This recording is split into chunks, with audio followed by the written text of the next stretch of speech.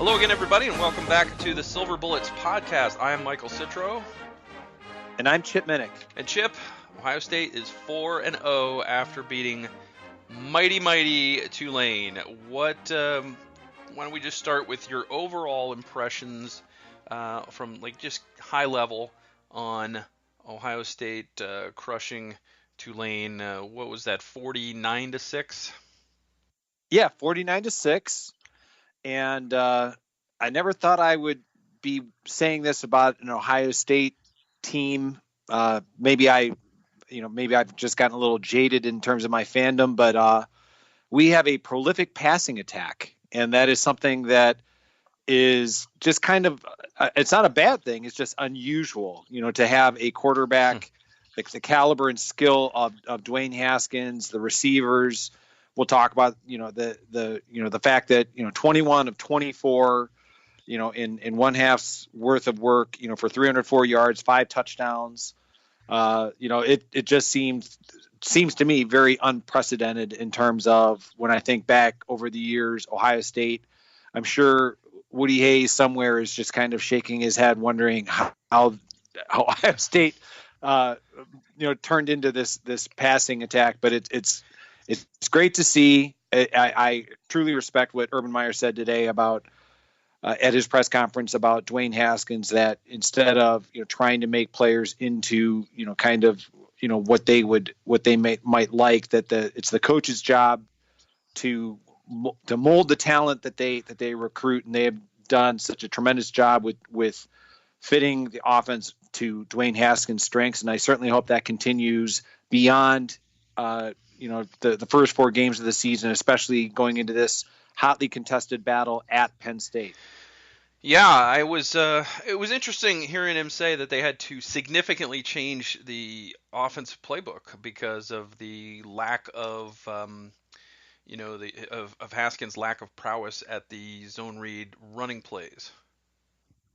Well, I will confess, maybe you had a different opinion in the spring.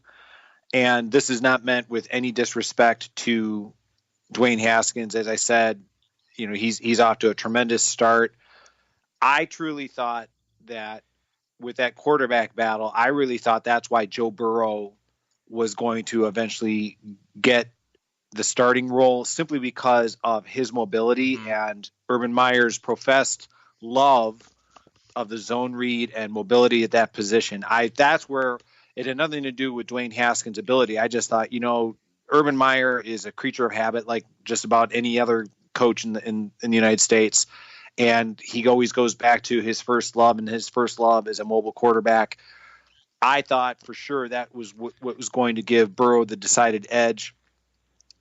I can only presume what those conversations were that led Burrow to transferring to LSU. And I'm happy for Burrow at LSU. I'm happy for Dwayne Haskins at Ohio State, but it has been just kind of surprising to have a quarterback who I don't think that he won't run. It's just that his first inclination is to look downfield and find a receiver. He truly has the utmost confidence in his arm that he can get the ball where he needs to and when he needs to. The fact that he's been so deadly accurate and so prolific in these first 4 games, I think we're all just the beneficiaries of watching a truly talented passer for the first time. And I'm just going to say it, for the first time in, let's just say, close to 40 years. I mean, it's been that long since Ohio State's had a first round caliber quarterback. I vaguely recall the end of the Art Schlichter era as a young Ohio State fan. And even Art Schlichter, let's put all of his legal shortcomings, not in this conversation. Right. Art Schlichter, he never had the kind of arm strength that Dwayne Haskins possesses. Right. Schlichter, I remember his era and his career very well, and he was a guy who I think in some ways they had him a little bit square peg and round hole also for the offense that they had at that time. But also he wasn't spinning the ball as much as Haskins is. It was, 17 attempts, 14 attempts, that kind of thing. So he was able to put up huge numbers. But when the team got into shootouts and he had to put up big numbers, he did. Um, I would say the passing attack was pretty good under Joe Germain. But you have to think too about the weapons that Joe Germain had. It was just unbelievable. And but we haven't had the combination of weapons and pinpoint accurate passer ever at Ohio State the way we have now. Yeah, and kind of even going a little further beyond after Joe Germain, the fact that Ohio State had a Heisman Trophy caliber quarterback in Troy Smith, who also possessed a strong arm, but let's just say what Troy Smith also, he was cursed with being only considered being only 6 foot tall. Yeah. Well, you're not, which still kind of blows my mind, is that was held against him. But needless to say, Troy Smith, he bounced around the NFL and the CFL, and he didn't have the career that I thought that he potentially could have. But Dwayne Haskins, yeah, like you said, the talent is something that most Ohio State fans have never seen at that position. Yeah, for me, Troy is a victim of the NFL not having a Moneyball team. It's like everybody falls in love with measurables. You have to be a certain height and a certain body type, and you have to have your hand size has to be X, and all that. They have this. It's all very scientific, but sometimes you just get players that can play, and you saw that a bit in baseball, and you saw Moneyball come into baseball, and you saw, okay, I don't care that this guy looks like a big lump of clay. He's hitting 365 with runners in scoring position, so I'm going to sign him. And that all translated quite well. And the Oakland Athletics made the playoffs quite a bit, using that philosophy, and found quite a few diamonds in the rough, to the point where even large market teams started using Moneyball tactics.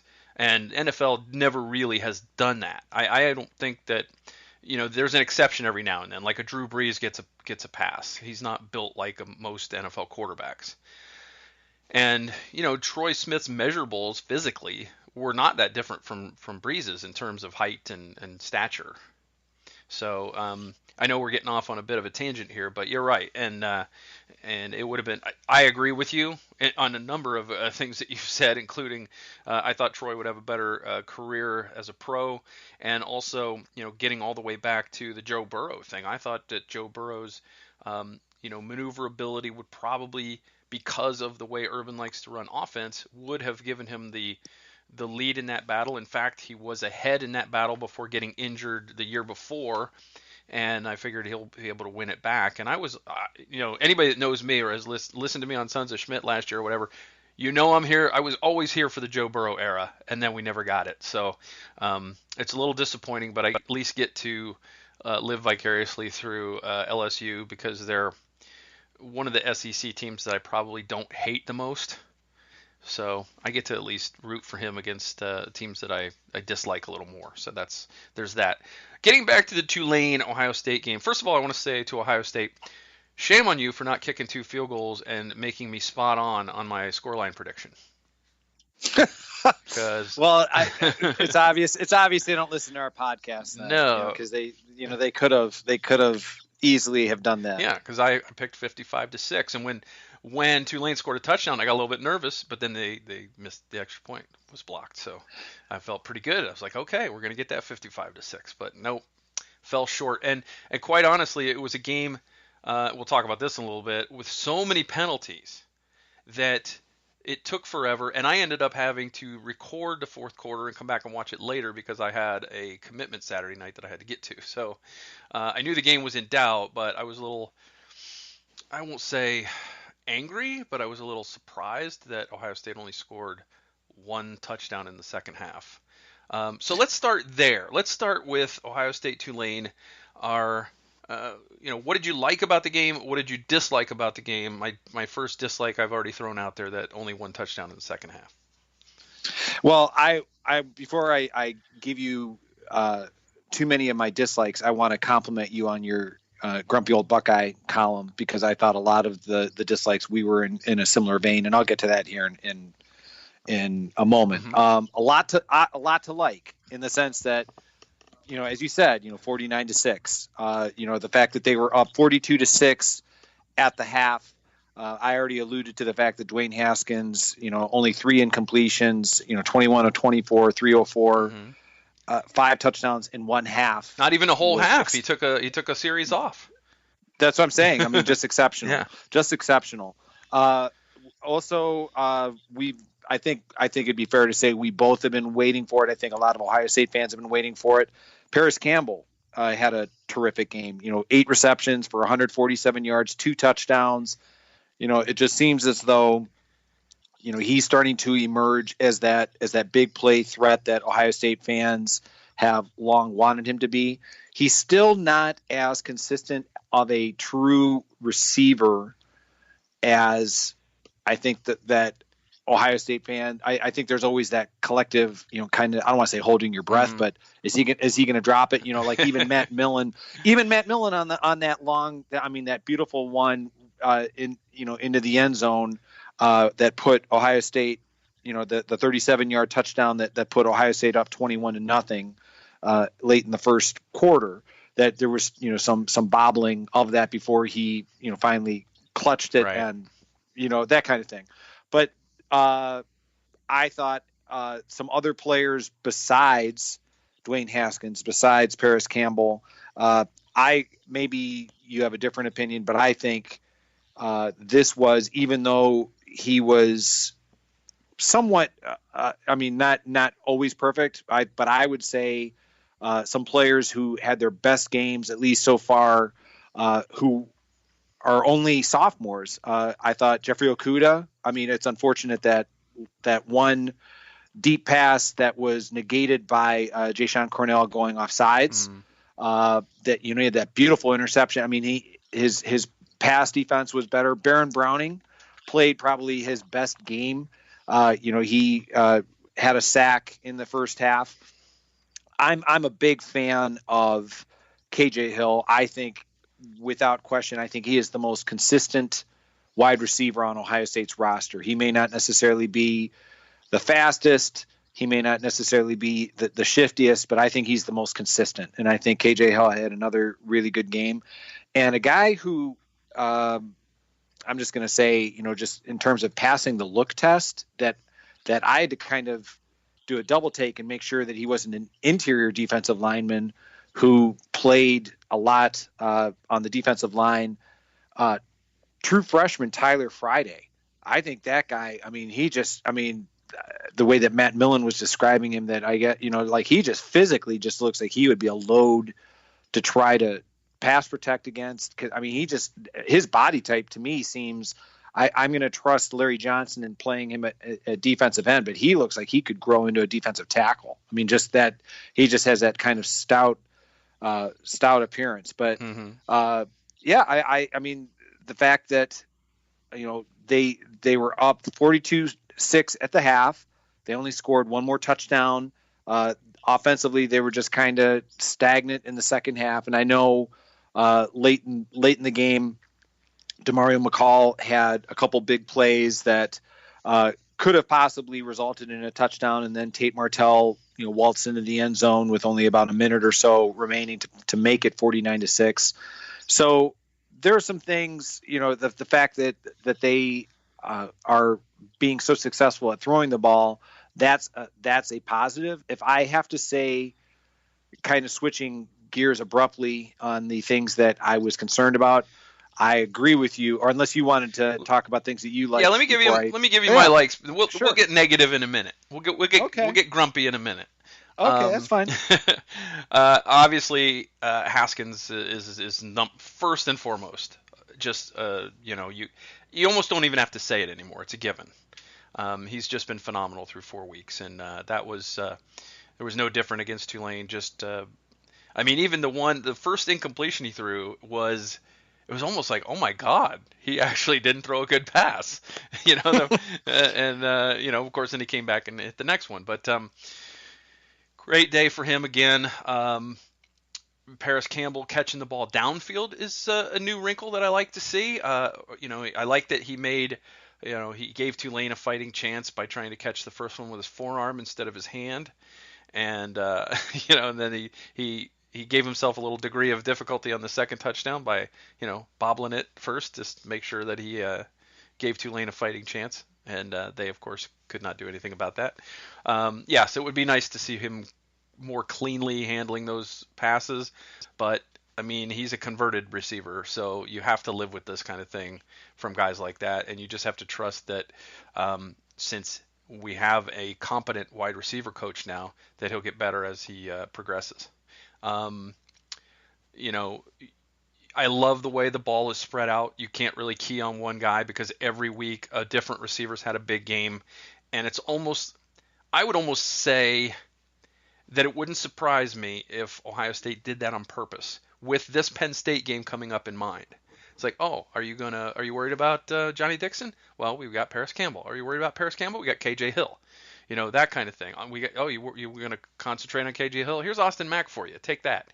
It's almost embarrassing how much quality there is, and we haven't even seen. We did see a touchdown from Benjamin Victor, but we've seen very little of Benjamin Victor this year. So, and then also McLaurin, he had a big day. So it's, again, just you can't say enough about Zone 6 this year. It's gone from a weakness of the team to a strength of the team in a very short period of time. And yes, a lot of that is Dwayne Haskins giving them the ball on a platter, but they have clearly improved as a unit, as individuals and as a unit. They've clearly improved, and that's great to see. I had a big smile on my face to see Isaiah Pryor make a big play in the run game when he came in on the option play and destroyed the quarterback. I like the continuing development of Davon Hamilton, and these are all things to clearly like about the game on Saturday. So now, I guess, Chip, you can hit me with your dislikes.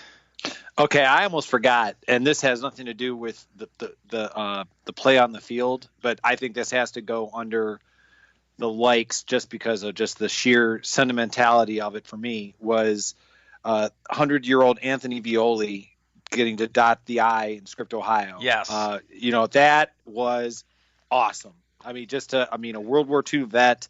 I mean, I think Matt Millen was in the booth was, he was just effusive in his praise. So before I transitioned into the things that concerned me, I thought that was just awesome. Anthony Violi getting to dot the I. I'm glad that they brought that out during the broadcast. Yeah, so Alumni Band Day is always one of my favorite games because you get the quadruple script. Yeah, well, but I mean, and that would just made it even better. That just a man of his stature doing that, the fact that you could just tell how, when they were saying how much he had been practicing it. I mean, it just warmed my heart. I'm not going to lie. I thought that was just awesome. So that being said, shifting gears abruptly into the things that were concerning. And this is kind of where I was giving credit to your column. The penalties have to improve. A lot of the penalties are just, especially unsportsmanlike conduct. It seems like a rash of unsportsmanlike conduct, and that is going to, against a better opponent such as Penn State, could be, detrimental in a major way. And the weird thing is, you had two of those on special teams plays. Yes. It's like, you run down there, you make your block, and you get off the field. You run down there and you make your tackle. There's no need for chippiness. Maybe and some of those weren't even necessarily guys that only play special teams. These were guys that were getting minutes on defense too. Right. And some of the other things that were very, very concerning. You talked about the opposition, their success with hitting slant passes, being able to. That's going to be a problem. That has to be something, especially when you think about, the fact that, and I realize we're still talking about Tulane and we'll talk about Penn State here in a little bit. The idea that, with a quarterback like Trace McSorley, who is so accomplished with the zone read, that kind of an idea of, faking the run and hitting the slant. The concerns that I would have would, be that Penn State would be able to capitalize upon that. So, being able to better defend against the slant. I want to give credit to our colleague Tony Gerdeman for pointing out that none of the starting linebackers had a tackle. Mm-hmm. We were complimentary of Baron Browning. I was remiss in not complimenting Dante Booker, who had a great game, and I'm happy for him because of all of the injuries that have marred his career. Dante Booker had a really, really strong game. But getting back to the issue at hand, the linebackers have to play better. Tough Borland, that's supposed to be his calling card, is that he is the most instinctive, and he, was not really much of a factor whatsoever against Tulane. This is gonna sound kind of maybe absurd, but I was raving about the passing game and how surprising it is being a longtime Ohio State fan. I am concerned about the strength of the running game, or the lack thereof, because just, being a lifelong Ohioan, and hey, I love the fact that Ohio State is moving the ball very successfully through the air, but I would rather be able to move the ball on the ground when I need to or when I want to, because you and I both know how the weather can turn very dramatically. Maybe not necessarily this weekend in Penn State, but in October, in November, where it can, it can make it, you never know what the weather's going to bring. It can make it much more difficult to throw the ball effectively. And so I would rather Ohio State be able to run the ball at will with J.K. Dobbins, Mike Weber, who I'm glad is going to be able to play against Penn State, but be able to run the ball effectively. It seems like the running game I'm not saying that it's bad, but it's certainly not to the level or caliber that you would expect an Urban Meyer Ohio State team that prides itself on the power running game to be at after the first 4 games of the season. Yeah, the running game was concerning. Obviously, I called that out as well in my column, not just because of the inability to get yards against Tulane. Tulane's front 4 did a pretty good job in that game, but also we've seen very few real busted runs this year, and that's been a staple of Ohio State, is being able to pop through that initial wave and get into the secondary and start running down, making moves at the second and third levels of the defense, and that's something we haven't seen as much this year. And I almost thought, of course, Ohio State only ran for about 155 yards against Tulane. That was concerning to me. I thought that would be a much higher total. I thought that the top running back of the day was Dobbins. He only had 55 yards. Granted, it was in half a game. Weber was not as effective, and of course he's been nursing. I think he's been nursing that knock all season, and it's good that he can play this week, but maybe he shouldn't. I mean, I don't know how healthy he is, and he hasn't looked effective the last few weeks. Even though earlier in the year he was the more effective of the 2 running backs in 1 or 2 of the games to start the season. But I think this knock has been nagging him for a bit. So we'll have to see how that shakes out. But that's been a concern because it's not just the running backs, it's more the offensive line. Now, I did notice they only ran one of the those power counter plays that they had a lot of success with against TCU, especially in the second half. They only ran, I think, one of them against Tulane. So I don't know if they were hiding some things from Penn State. But the one thing you can say is, people will say, well, they'll be okay because they could run against TCU. They should be able to run against Penn State. Penn State's not going to be as undersized as TCU was up front. They won't, but I think you would also concede that Penn State, that on Friday night, watching the game on Friday night, at least for the first half I was watching it, that Illinois was able to successfully run on Penn State. So maybe by design, Ohio State kind of, I don't want to say that they eliminated their playbook, but let's be honest, the talent gap between Tulane and Ohio State was so vast that they probably figured, let's just get out of here with the first half without any injuries. Now, granted, I will also concede that I think Mike Weber has been nicked up so far this season, and we'll have to see how truly healthy he is for that big game against Penn State. But they were able to move the ball when they needed to through the air, and some of that's by design, because if Tulane's going to stack the box and bring their safeties up and put their corners in one-on-one position, in one-on-one defensive positions against those wide receivers that you mentioned a few moments ago, Dwayne Haskins going to take advantage of that, and that's all fine and good. Like I said, it's like my concern is in the event of, what do you do when it's pouring down rain and it's the wind is howling and you need to run the ball? You know what I mean? That's why, like, I always go back to, we were talking about players that you think of over our respective Ohio State fandoms. I may be mistaken. I thought I saw this on Twitter earlier today, but I would be remiss if I didn't wish a happy 45th birthday to Eddie George. I believe it's his birthday today as we're recording it. They showed clips of Twitter of his great game against Illinois.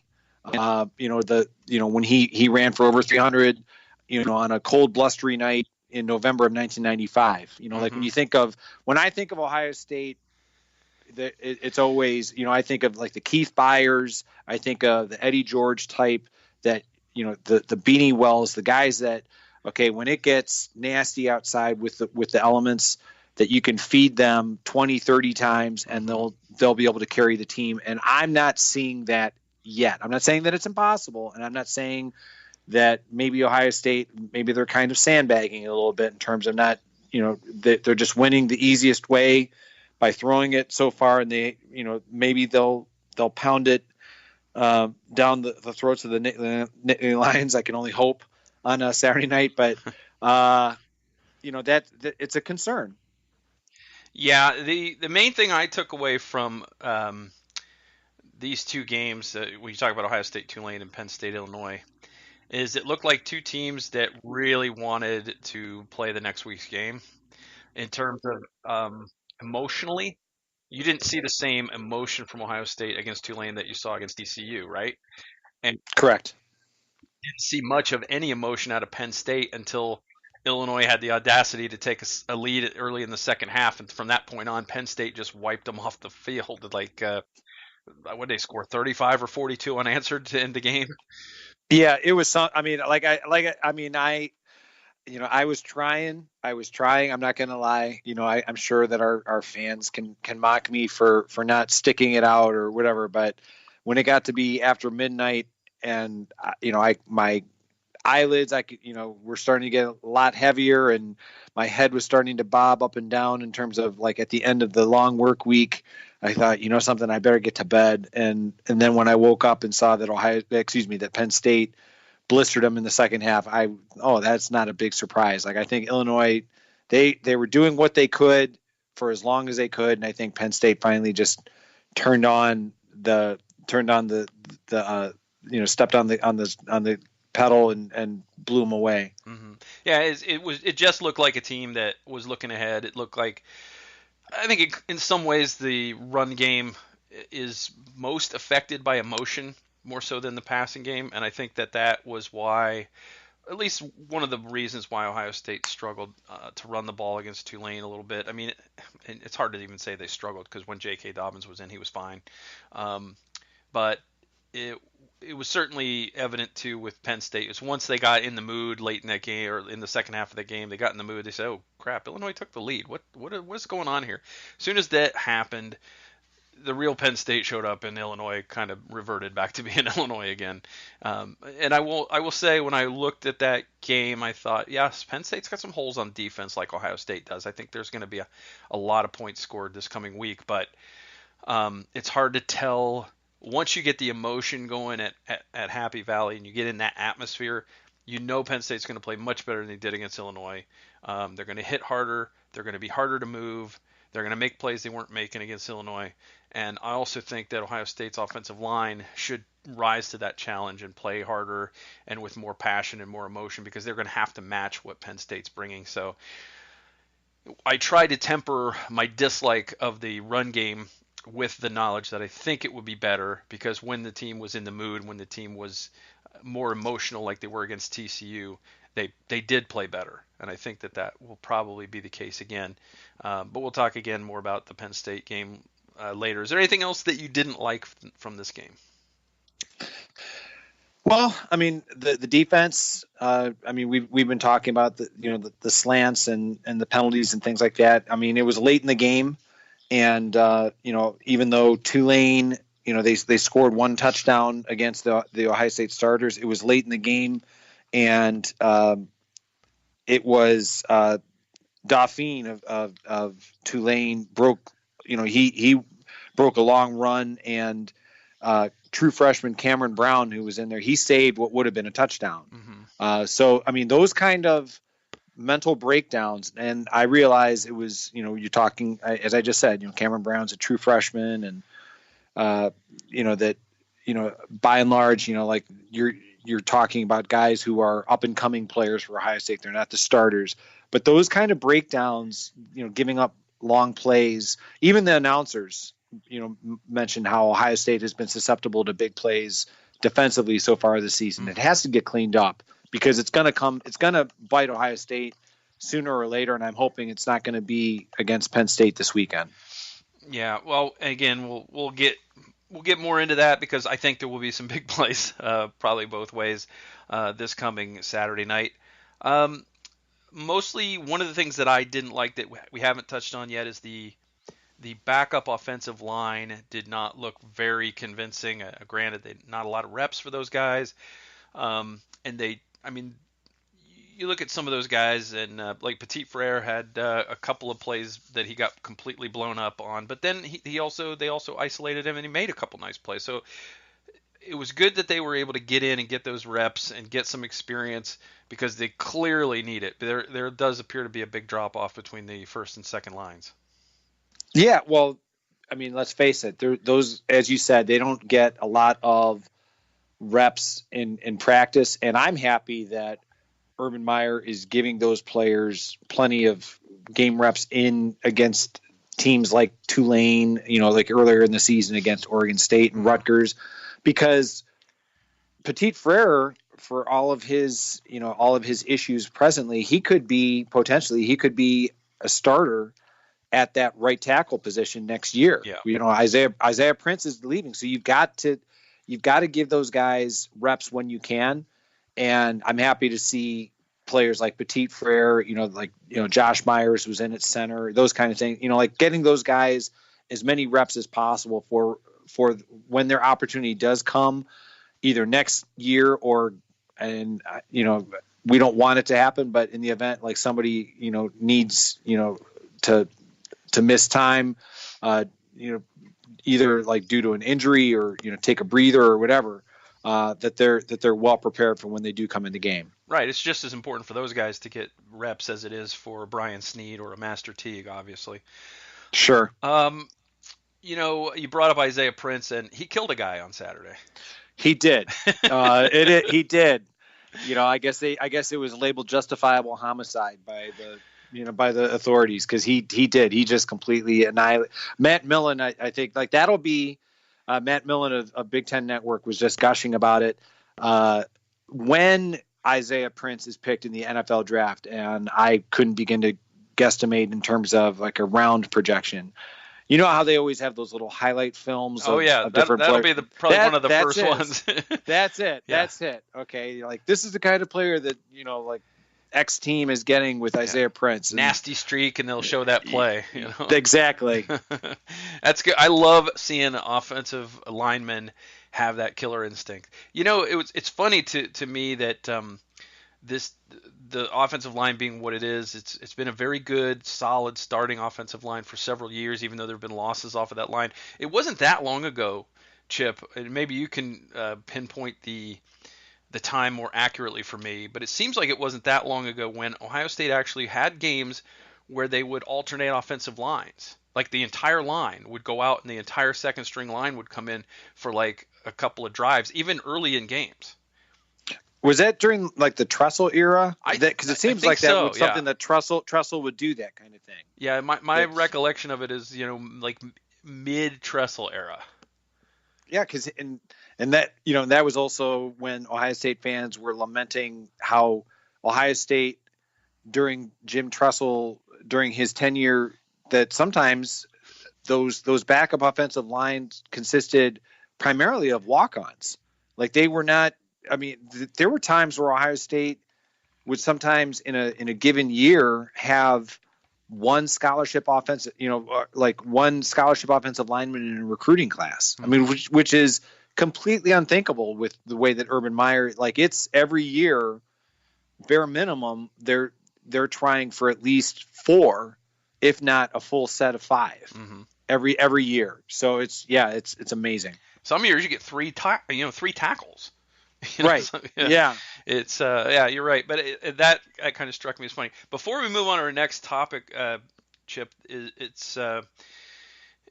I want to circle back to Dante Booker because you brought him up, and I meant to bring him up in my likes because I am totally here for a Dante Booker revival. I was not a fan of his in years past. I think that he was maybe, I don't know if he was not ready or if he was just not playing well, but I wasn't happy with his play, and I know that he's had a lot of injuries throughout his career, and I know they brought him along slowly this year to get him back in. But this is a guy, if he can play at this level, could see himself back in the starting lineup. I'm hoping that that's the case. I genuinely am, considering it's his last year. As we mentioned earlier, he battled through injuries throughout his time in Columbus. Sometimes did not play as well as Ohio State fans were certainly expecting. But the fact that he's played so well in his limited time, even as a backup so far this season, I agree with you. I think it's entirely possible that if the linebackers don't continue to improve and evolve as a group, that it's not inconceivable that Dante Booker could possibly be back in the starting rotation. Yeah, absolutely, and it would be good to see it. And the the defense could really use a veteran leader at that level. To help that linebacking core, because the linebacking core has certainly not been a strength this year, and it would be, you think back to some years past where the linebacking core hasn't been where it needs to be, and you'd find somebody to plug in there, and they would solidify it. I think back to Zach Boren moving from fullback, and I go, okay, here's a guy who wasn't even playing fullback, but once he got put in there, it really stabilized things. That could be Dante Booker's role this year.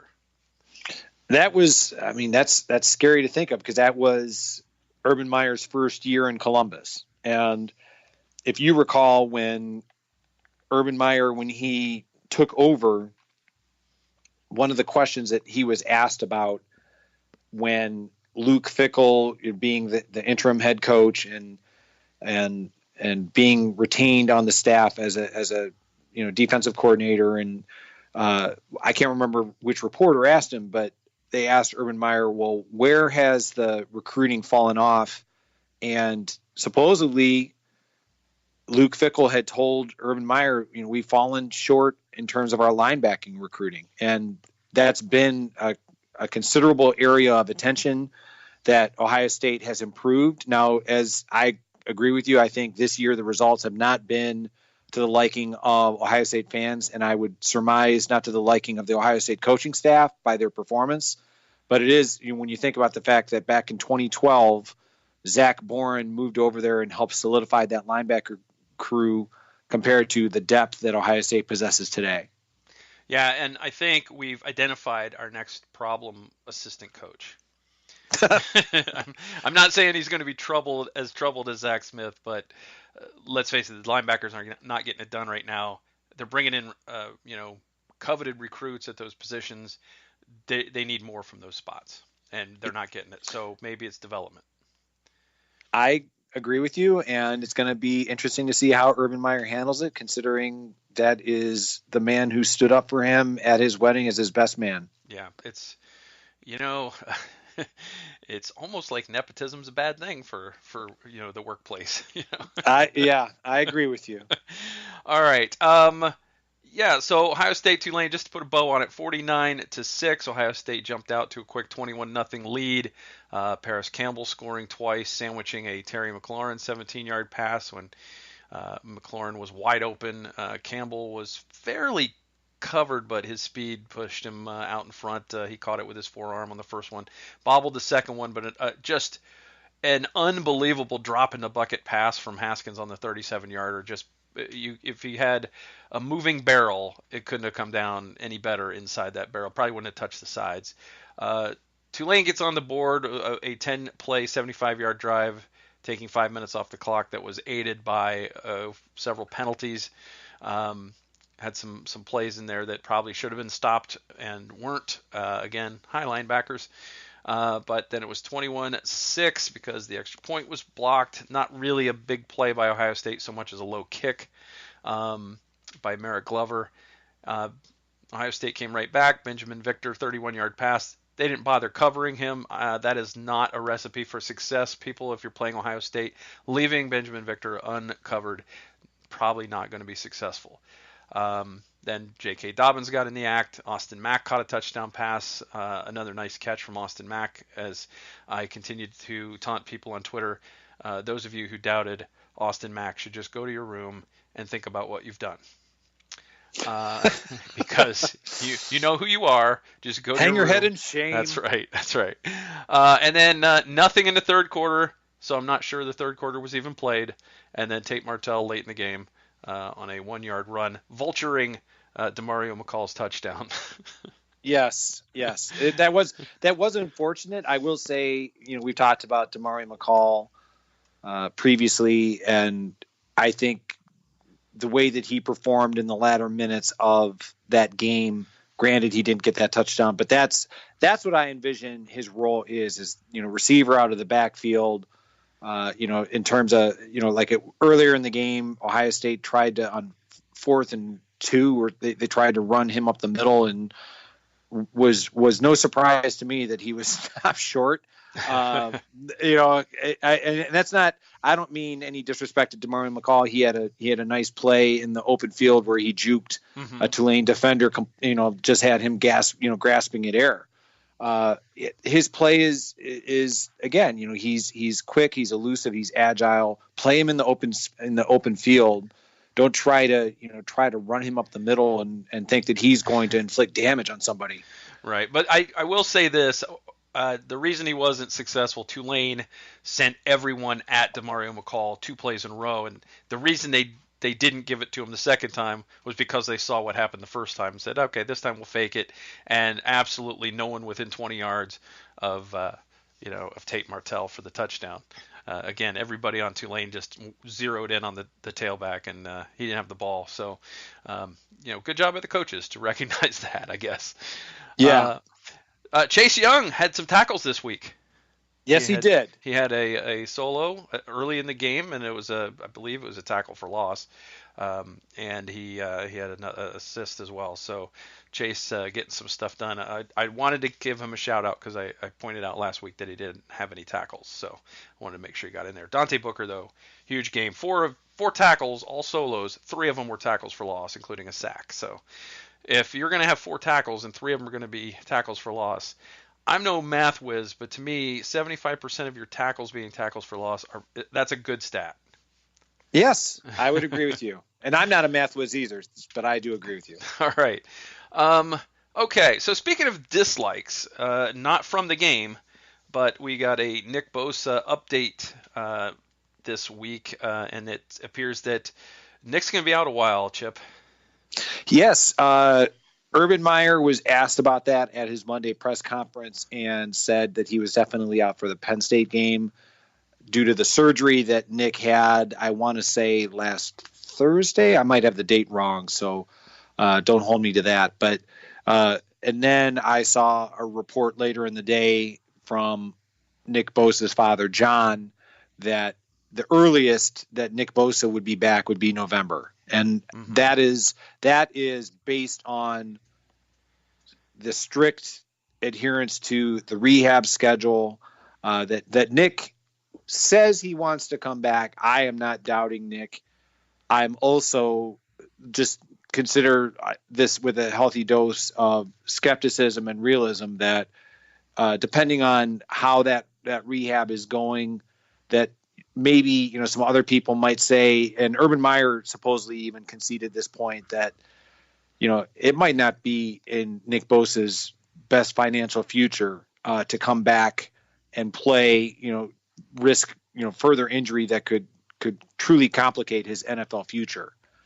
So I'm hoping that he comes back. I believe he will come back, but it would not be shocking in November if we get word that Nick Bosa, his rehab is still undergoing and he's going to forego the remainder of the college football season.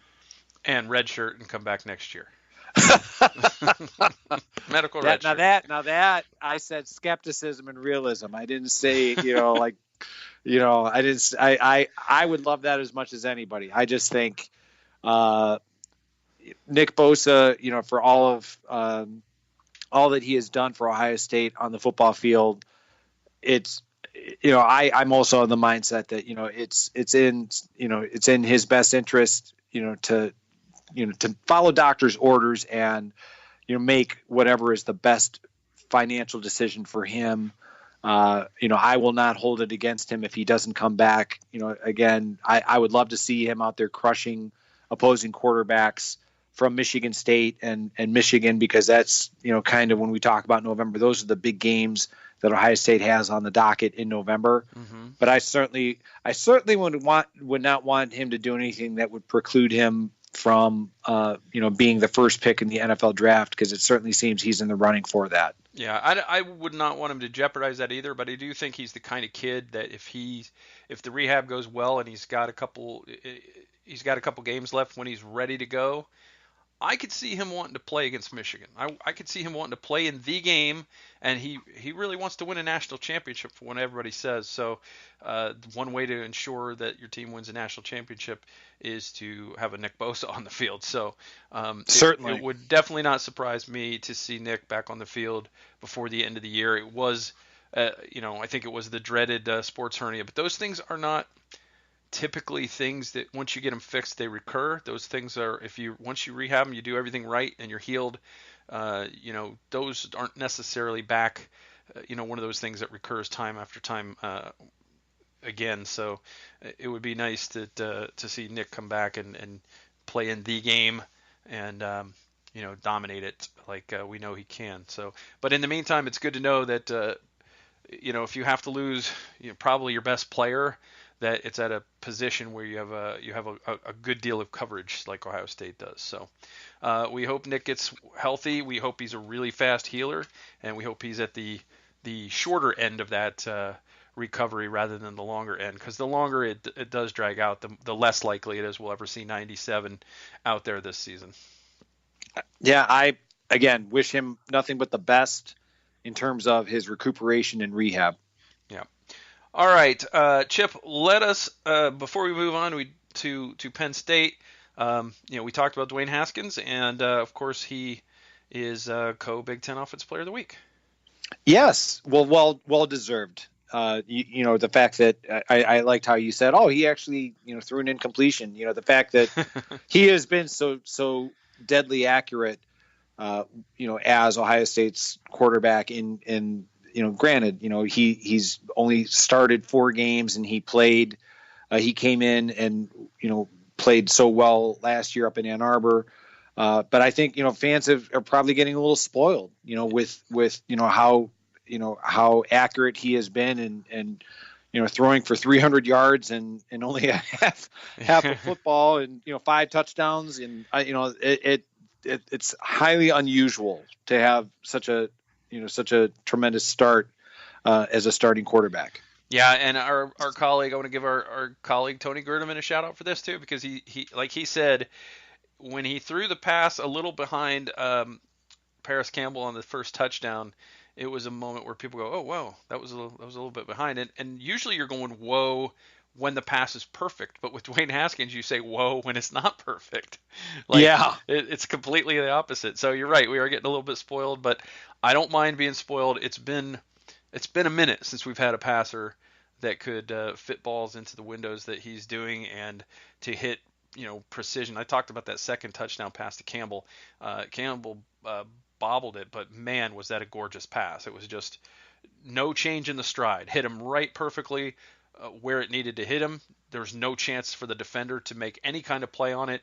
And really the only thing that spoiled the aesthetic of the touchdown was that Campbell bobbled it before pulling it in. So, good job by Dwayne Haskins. Of course, he shared it with one of the guys that we'll be facing on Saturday night. Yes, Miles Sanders of Penn State was the other co-Big Ten Offensive Player of the Week. Had a big game against Illinois. We talked about how Penn State rallied over Illinois Friday night, 63-24. Miles Sanders ran for 200 yards, which, for anyone who was watching the game like Michael and I were, he was certainly showing, he was a dominant force in his own right. Yeah. Speaking of which, okay, so Penn State, Chip, of course, a very much anticipated game, maybe the most anticipated game on the entire schedule for this season, and that even includes the game because of the way that results have gone in that series over the last decade plus. A trip to Happy Valley has got to be considered the most difficult game on the schedule. And you talk about Penn State, talk about all the great things about Ohio State. Penn State enters with the 10th rated rushing offense in the country, 275 yards a game. The top scoring offense in the country, 55.5 points a game, just ahead of Ohio State. Of course, because they've run the ball so successfully, they're only 63rd nationally in passing at 239 yards a game. But 239 yards a game is not inconsequential, considering the fact that they've been able to run on people. That's not a bad average number of yards. Yeah, I mean, we just talked about Miles Sanders. I mean, let's talk about the player who truly orchestrates that offense, and that's quarterback Trace McSorley. When you look at his passing stats, he's thrown for 8 touchdowns and 2 interceptions, and he's only completed 54% of his passes. And you think, okay, good for Ohio State in that regard. As you said, Trace McSorley is more than just a passer. The fact that he, in terms of that vaunted running game, as a runner, he's run for 235 yards, 6 touchdowns on the ground, and he's averaging 5.7 yards a carry. So when you combine a dominant running back like Miles Sanders, who's averaging 7 yards a carry. He has nearly 500 yards. He has 5 touchdowns of his own. They have a very talented running back, a true freshman named Ricky Slade, who doesn't have nearly the amount of yards that Miles Sanders does. He has 147 yards, but he has 4 touchdowns, and he's averaging 5.9 yards a carry. I think you kind of get the idea as to kind of the concern that Michael and I have is that you're talking about McSorley, who is, and Urban Meyer even addressed it today at his press conference, is the kind of player with that zone read, is very deadly, very efficient. So if he's not keeping it, he's going to hand the ball off to Sanders or Slade. And we talked about Ohio State being susceptible to the quick slants, possibly, play action, with the safeties coming up to support in running situations. So this is going to be a true test of Ohio State's defensive fortitude to see if they are going to be able to shut down McSorley. I know that everyone last year focused in on Saquon Barkley.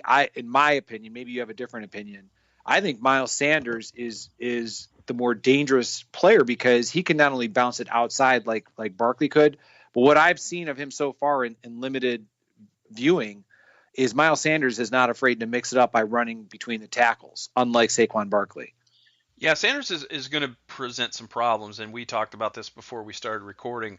I am a little concerned considering the big plays Ohio State has given up, considering the lack of quality we've seen at the linebacker level, that Sanders could easily break 2 or 3 long runs in this game Saturday night, and this could end up being a track meet. The thing about McSorley's running I kind of made a joke about it in the Illinois game on Twitter about the fact that he seemed to be running a lot and keeping the ball a lot on zone read in the second quarter of that game. And I'm like, sure, let McSorley run the ball 40 times today. That'd be great. Let him be nice and sore all week. But then they stopped running him quite as much. But he's one of those guys it doesn't look like he's getting anywhere, but then you look up and he's picked up 6 yards when you look like he could have had one. And it's just very deceptive. He's more athletic than he looks, and of course those Penn State uniforms somehow I think have been engineered to make people look less athletic than they are, so that it's a complete surprise when the guy runs past you. And I think that's what we're seeing. One guy who concerns me in the passing game is Juwan Johnson, who's he's a huge guy. He's like 6'4", 225. He's averaging 35 yards a game catching the ball. He's got one touchdown. He's a guy that has had some struggles, but he's a little bit raw. But man, is he a specimen! And there's no one on Ohio State physical enough to really move him. I guess even if you have him covered, it's going to be really hard to keep him from getting the ball when if McSorley is able to put the ball there with accuracy, and he's proven to be a very accurate quarterback over the years. It's going to be interesting to see how Ohio State tries to defend Johnson, because you're right. He is very imposing. He's just, especially around around the end zone, like being able to just kind of outmuscle someone for the ball. Mm-hmm. And I couldn't even begin to guess what the coaching staff in terms of what their coverage assignments are going to be. I'm just going to throw this name out there because I think he is quietly starting to emerge as one of Ohio State's better pass defenders. Maybe Shaun Wade. You know what I'm thinking? Like it's like Shaun Wade is. I mean, he's still he's still learning, and he's not as physically imposing as Juwan Johnson, but I'm thinking, when you think about, Kendall Sheffield, you've got Damon Arnett, nothing against Jeffrey Okudah. I just think Shaun Wade physically might be the best matchup for Ohio State against Juwan Johnson. I don't know if you have I think you're right. I think he is probably the most physical of Ohio State's cover guys. And this is just a thought that I think the concern Ohio State defensively has, and this is me just, thinking in terms of like the big picture, in terms of just not just Penn State, but any opponent, is when you have 1st and 10, if on second down, if the opponent, if they are, let's just say 2nd and 6, I think that's a good spot to be. Where I get concerned is when you're like 2nd and 4. Mm-hmm. You know what I mean? Because, all right, that opens up an awful lot in terms of, especially those run pass options against a team like Penn State. If you can keep them to 2nd and 6, 2nd and 7, keep them, and it's much easier said than done. But I'm just saying that to me is, if there's something that I'm going to be keeping a close eye on, is how effective Ohio State is at disrupting Penn State when they do have the ball on 1st and 10 to kind of limiting them to minimal yardage when they get to second down. That's something that is going to bear watching for me. So Penn State's receiving core has 4 guys that have more than 5 catches that are averaging 16 or more yards a catch. So that's another situation. We talked about the slant pass against Tulane.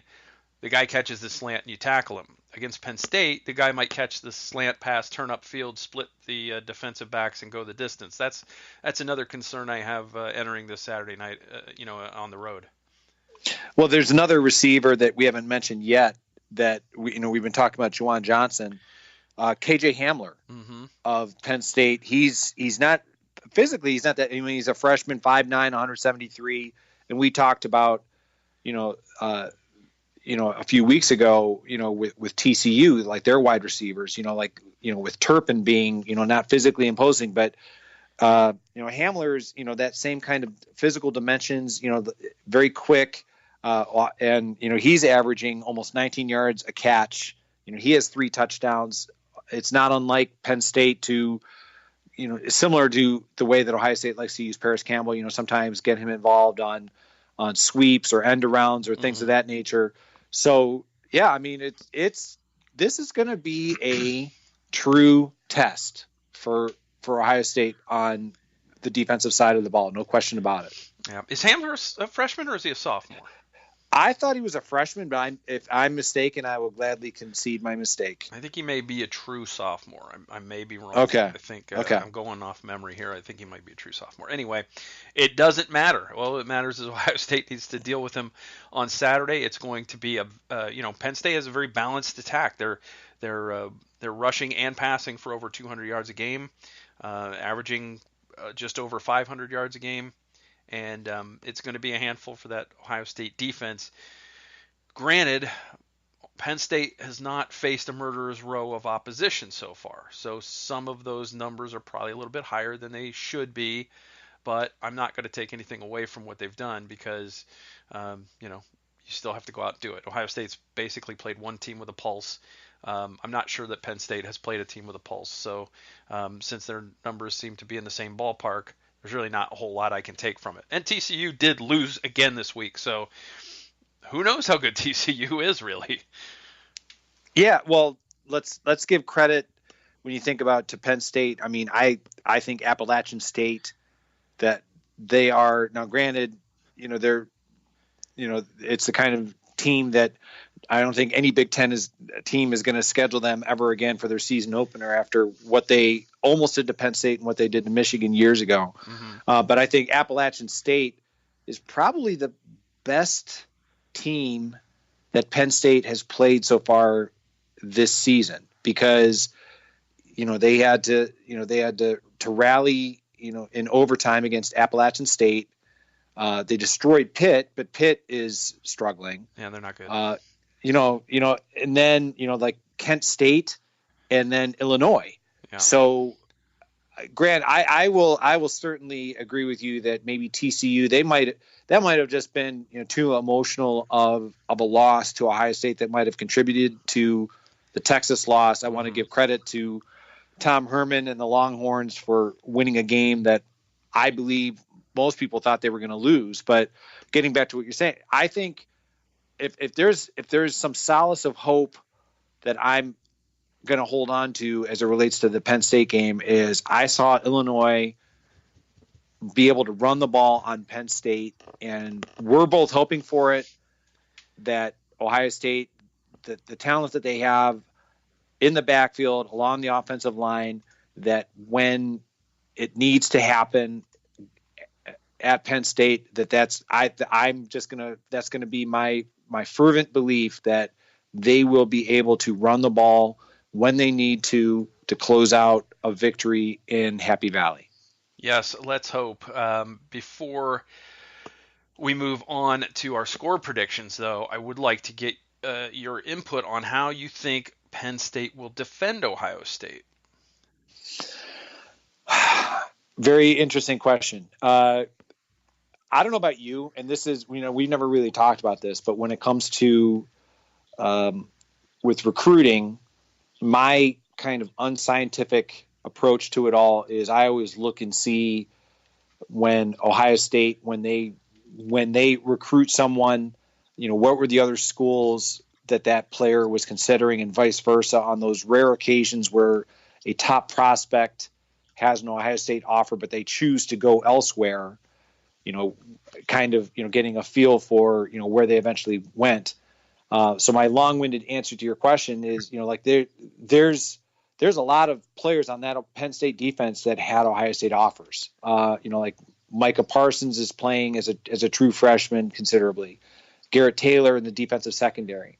I think this is just my guess is I believe that Penn State is going to, like a lot of the other opponents, they're going to do their best to crowd the line of scrimmage they'll bring their safeties up. And because their pass rush hasn't been to the same level as Ohio State's. So I think they're going to trust in their corners to be physically disruptive against Paris Campbell, Johnny Dixon, KJ Hill, etc., and kind of throw caution to the wind. But I think that they might have to adjust that depending on how successful Dwayne Haskins is by throwing the ball. Okay. Penn State is 82nd nationally in rush defense, 172.5 yards a game giving up. They are 30th in pass defense, 173 a game against. Now, to put those in perspective, OSU is 60th in rush defense, 142 a game, so 22 spots better. But OSU is 10 spots behind Penn State in pass defense, 181.3. Not what you want to see against Trace McSorley. it's bound to have a pretty big game. But again, just a few big plays eliminated, and you can really take a lot off that yardage, and that a lot of that's going to come down to safety play and cornerbacks making plays when they're there. What I think Ohio State's cornerbacks do very well is they stick right by the receiver. What I don't think they do well is play the ball when it's in the air. They either panic and grab somebody and get a penalty, or they just allow the guy to catch the ball. So that's something that they're going to have to work on this week very, very diligently. It's going to be all hands on deck. I think that Meyer is going to be very demanding of Greg Schiano and company this week in getting the team ready to face this prolific offense. Anyway, one of the things that I am a little concerned with Penn State's defense actually goes back to the Tulane game. One of the things I thought for the first time I saw with Dwayne Haskins having trouble was when Tulane had a couple of plays, I think it was late in the first half, where they only rushed 3 and dropped everyone else into coverage. And Haskins looked like he had some trouble figuring out what to do with the ball. And in fact, I think on at least one of those plays, he scrambled without really even being pressured. It was like maybe he thought he saw an opening and it wasn't there, or maybe it was there, but it closed before he got there. But it looked like he had plenty of pocket integrity, and he ran out of there and ended up being, I think, maybe a 1-yard gain or something like that. But he had a couple plays where Tulane dropped 8 into coverage, and he seemed not to realize what he wanted to do with the ball. And with a team like Penn State could do that with much better athletes and still get pressure on the quarterback. And that's a concern that I have going into this weekend, is if we'll see that from Penn State.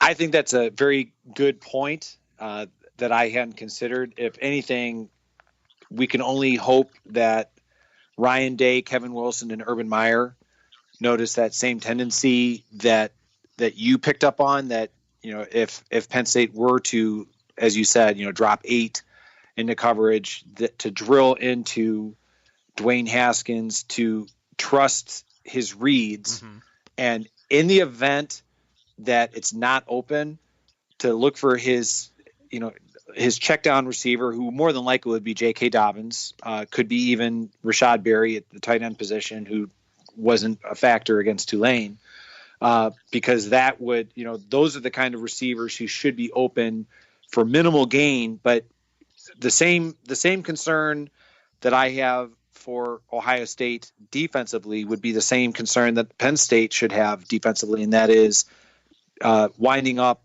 with 1st and 10 defensively, and the next thing you know, Ohio State is sitting there at 2nd and 4 or 2nd and 3.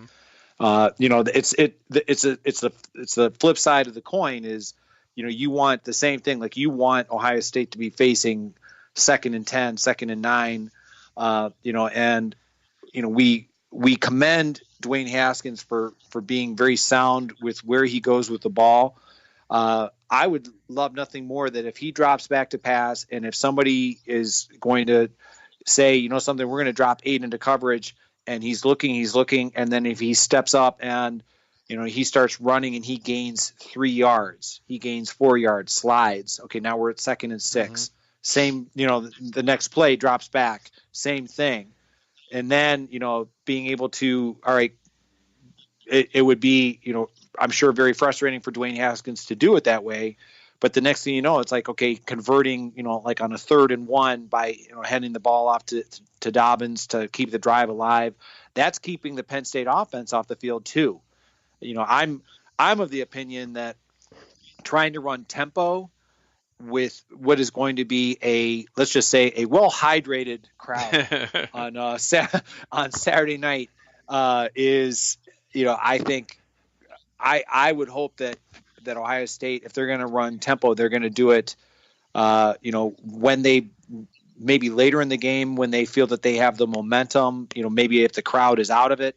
I don't think trying to run tempo at the beginning is in their best interest because have you ever been to Happy Valley? Because I've never been. I have not been there in person. I've seen any number of their games on TV, including not just including Ohio State games, but other big games. I tend to watch them. They tend to be always ranked very highly. So if they play another ranked team, that's usually on TV. I'll usually watch that to get a sense of how each team does, like when they're playing Michigan or Michigan State, that kind of thing.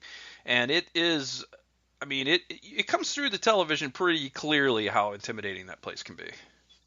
Right. I mean, the players that I've in previous years, they say you can't even hear yourself think. So my point being, when we talk about, let's run tempo, I think that might be almost impossible because that's requiring being able to, when you run a play and get up to the line of scrimmage and know exactly who's doing what and being able to shout out protections and in terms of being able to hear when the ball is going to be snapped. I think that would be very difficult. Maybe I'm being overly pessimistic, but I would think it would be in Ohio State's best interest not to, because if you run tempo and you sputter on your offensive series, now you just give them the ball back to Penn State, and you put your defense back on the field. I would rather kind of go into it, let's take our time, let's call plays in the huddle, which I know Urban Meyer, his preference for tempo, and I understand it, but I would just think until Ohio State, when and if they can get that crowd out of the game, I would think it would not be in their best interest to run tempo. But maybe I'm being overly pessimistic. I just want to see a team try running their scripted plays at like a predetermined point in the game, like the third drive we're going to do it. Like depending on where they get the balls. Like if we're starting on our side of the field on our third drive, we're running the scripted plays. And that's when you go into that next level tempo and people are like, all of a sudden, you've been playing one way for 10 minutes of game time, and now all of a sudden, you have to deal with this thing coming at you that you're not ready for. I always thought that would be an interesting thing, and I don't know if anyone's tried it or if it's something where they think that by that point in the game, maybe it'll be hard for the players to remember it. They want to do it early in the game because it's fresh in everybody's mind. They've just gone over it in pregame and that kind of thing. They've worked on it all week, but I don't know. I think these guys are pretty smart. They could probably do it later in the game if they wanted to. Yeah, I'm sure that Ryan Day, Kevin Wilson, and Urban Meyer. Well, I don't want to ignore the defensive coaches. Let's just say that I think they're burning the midnight oil, so to speak, at the Woody Hayes this week, trying to figure out what they can do offensively and defensively against Penn State. Yeah. Another thing, we get back to that drop, rushing, that three-man rush. If Penn State does come with that, seeing that Tulane had a little bit, I wouldn't say a lot of success with it, but at least they at least gave Haskins a minute to. Of indecision. If Penn State does go with that, I'm very hopeful there's a tell to it, because that would be an incredible time to run a J.K. Dobbins draw play up the middle. So they could get them out of that. They could get them out of that real quick with one or two big hits from J.K. running through their secondary. But anyway, I don't think we can put it off anymore, Chip. Give me your prediction for Ohio State at Penn State University. I think this is going to be a heavyweight title bout, to kind of paraphrase some of the ways that Urban Meyer likes to. I think his thing that he likes to refer to is two sledgehammers going at each other. I mean, I think this should be a great one, and I think it's going to be coming down to it's going to go back and forth. I think it's going to come down to Ohio State, their ability to run the ball in the second half. Sounds very cliche, but we were talking about how Illinois was successful running the ball against Penn State for a while, until it kind of collapsed. I think Ohio State has much more talent, much more depth, much more power. So I see it back and forth, but I'm going to go Ohio State 42, Penn State 38. Okay. You and I are very similar in our thought process again this week. I think there's going to be a lot of points scored, but I think the pace of the game won't be as quick. I think this will be a slugfest, and I see it as 40-38. I think it's going to be a very, very, very close game, and it would not shock me if Ohio State didn't win this game. No, it wouldn't shock me, but I'm also hopeful that this is the kind of game that Ohio State, if they want to be a national title contender, to go on the road to a well-known hostile environment, this is the kind of game that this team needs in terms of their maturation process to be mentioned as a national title contender. Yeah, it will definitely give the winner of this game definitely gets a leg up in the national title chase, and this could go any way. I think certainly ball security could play a role in this. The team that takes better care of the ball probably comes away with the win. We'll get a chance to see which defense can rise above what it's shown so far this year. Again, both of these defenses have not been where they normally are at this point in the year. We'll also get a chance to see if Dwayne Haskins can. He's handled every test so far. This will be the most intimidating environment of his career so far, and we'll see how he handles it. So the good thing is we get to watch it and come back next week and talk about it and analyze it and run it through the ringers, talk about the things we liked and we didn't like, and do it all again. So anyway, Chip, do you have anything you want to add before we sign off this edition of the Silver Bullets podcast? No, I'm looking forward to a great Saturday night, 7:30 national television. I mean, you can't ask for anything more than that when it comes to Ohio State football. This will be a knockdown, drag-out battle royale. I'm looking forward to it. These are the college football Saturdays that we live for. And Chip, I don't really want to bring you down here at the end of the show, but we're a third of the way through the regular season. I know. It's like you're not bringing me down. I was going to say that a lot of other people have been able to do that, on Twitter and other, social media platforms. That's the beauty and the curse at the same time of college football is, we lust for it, or at least I do, throughout the off season, and then it gets here and it seems like it goes by so much faster than people could ever imagine. So yeah, savor it. Savor it, enjoy it. All right, I didn't think we'd get the word lust in this week's show, but Chip's breaking out the hashtag sensual football. There you go. All right, one more thing before we go. I want to give a shout out. I don't normally do this, but I'm going to give a shout out to one of the opponents because I thought that Tulane's Roderick Teamer is a guy who, if you would have asked me, is there anybody on this Tulane team that can play for Ohio State? He's a guy that, based on his performance for Tulane, I would say that guy could play for Ohio State. I don't think he missed a single tackle. He ended up with 9 tackles, 6 solos, 3 assists. But anytime he got his hands on the ball carrier, that ball carrier went down. So shout out to Roderick Teamer. Great job by him. Absolutely. All right, Chip, that'll do it. We'll put a bow on this one, and we'll come back next week. We'll talk about the Penn State game. And then I think the road gets a little bit easier. There are these anchor points to the 2018 season. I think there's 3 major ones. Obviously, are Penn State, Michigan. These are the games that Ohio State has to win to stay in that title hunt. I think that the Big Ten East winner could have one loss, but it would not be ideal, as we've seen in years past, to have a loss when you're trying to compete with, I think a Clemson team that doesn't seem to have a lot of competition in the ACC. Don't think anyone's taking Alabama out in the SEC this year. So that really kind of narrows the spots that are available. So, Michigan State is always a battle for Ohio State. Of course, the game is always a battle, even though it's been lopsided in terms of results. Some of these games have been very, very close, especially in recent years. So, the first of those really pillars of the 2018 season is upon us, and it will be fun to watch. It'll also be extremely nerve-wracking, I think, at times.